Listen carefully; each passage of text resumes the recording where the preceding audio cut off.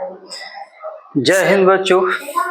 देखिए, आज मैं आप लोग को सामने एक बताने जा रहा हूँ कि how to study mathematics in easily way. सबसे पहले देखिए, मैं 5 टिप्स आप लोग को दूंगा। एक एक टिप्स के बारे में डिस्कशन करेंगे। जैसे विजुअल सपोर्ट, फर्स्ट टिप है विजुअल सपोर्ट। देखिए, ऐसे अगर कुछ चीज आप याद करना चाहेंगे तो बड़ा मुश्किल है, याद नहीं कर पाएंगे, बहुत सारा परेशानी आएगा।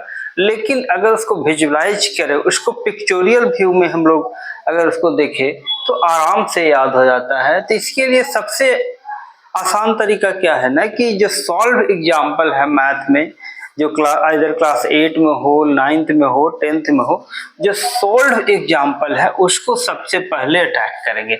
सबसे पहले हम लोग सॉल्व एग्जाम्पल बनाएंगे। और सॉल्व एग्जाम्पल बनाने से क्या फायदा होगा कि आपका विजुअल सपोर्ट स्ट्रांग होगा, कॉन्सेप्ट पे पकड़ ज्यादा बनेगा। दूसरा जो टॉपिक है कि we have to do the deep practice. Deep practice का मतलब क्या है कि आप जब सॉल्व कर रहे हैं क्वेश्चन को, तो आप देखिए कि आप कहाँ पे मिस्टेक किए थे और उसको फिर से दोबारा सॉल्व कीजिए। दोबारा जब सॉल्व करेंगे तो पहले से आपको मिस्टेक पता होगा, तो दोबारा वो मिस्टेक नहीं करेंगे, तो आप उस क्वेश्चन को आप अच्छे ढंग से सॉल्व कर पाएंगे और करेक्ट सॉल्व कर पाएंगे। तीसरा क्या है कि कैलकुलेशन मिस्टेक। मैथमेटिक्स में क्या है कि कैलकुलेशन बहुत इंपॉर्टेंट रोल है और कैलकुलेशन देखना बहुत जरूरी है। तो उसको कैलकुलेशन मिस्टेक को मिनिमाइज या एलिमिनेट करना आपके लिए बहुत जरूरी है। तो कैसे एलिमिनेट करेंगे, ये बहुत इंपॉर्टेंट चीज है। कैलकुलेट करते हैं और गलती हो जाता है, कभी प्लस एडिशन में गलती हो गया, कभी सब्ट्रैक्शन में गलती हो गया, कभी स्क्वायर रूट निकालने में गलती हो गया, बहुत सारा फैक्टर है।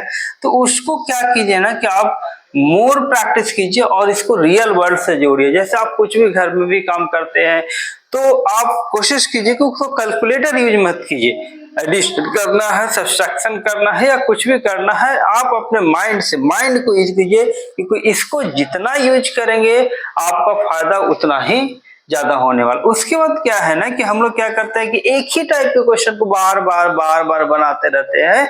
उससे क्या होता है कि आप कोई नया कॉन्सेप्ट नहीं सीख पाते हैं। आप क्या करते हैं, सेम कॉन्सेप्ट को रिपीट कर रहे हैं, उससे ज्यादा फायदा नहीं। आप क्या कीजिए कि डिफरेंट टाइप्स ऑफ क्वेश्चन को बनाइए। इससे क्या होगा, आपको डिफरेंट कॉन्सेप्ट सीखेंगे।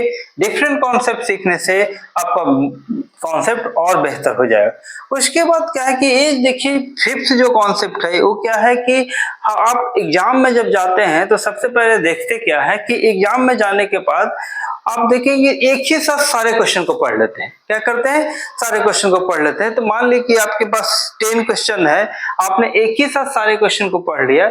जो उसमें मान लीजिए क्वेश्चन नंबर 7 जो है ना, वो बहुत ही डिफिकल्ट है।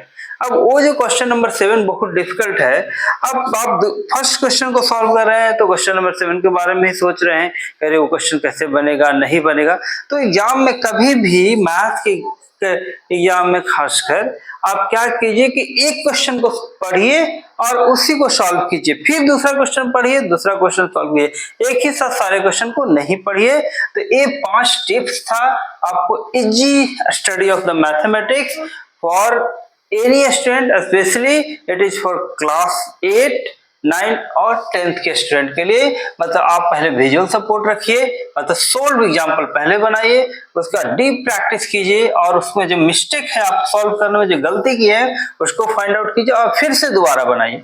उसका कैलकुलेशन मिस्टेक को मिनिमाइज कीजिए या न के बराबर कीजिए और उसके बाद solve different type of question. मतलब सेम कॉन्सेप्ट के क्वेश्चन को बहुत ज्यादा रिपीट मत कीजिए, क्वेश्चन बनाइए लेकिन कॉन्सेप्ट डिफरेंट कॉन्सेप्ट का क्वेश्चन बनाइए, ताकि आपका कॉन्सेप्ट बैंक जो है वो स्ट्रांग हो जाए।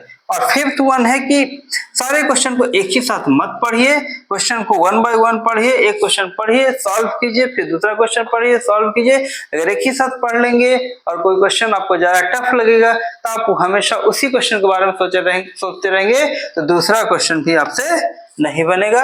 तो आज के लिए वीडियो में इतना ही था। नेक्स्ट वीडियो में हम लोग और मैथ के बारे में अलग अलग जानकारी लेंगे।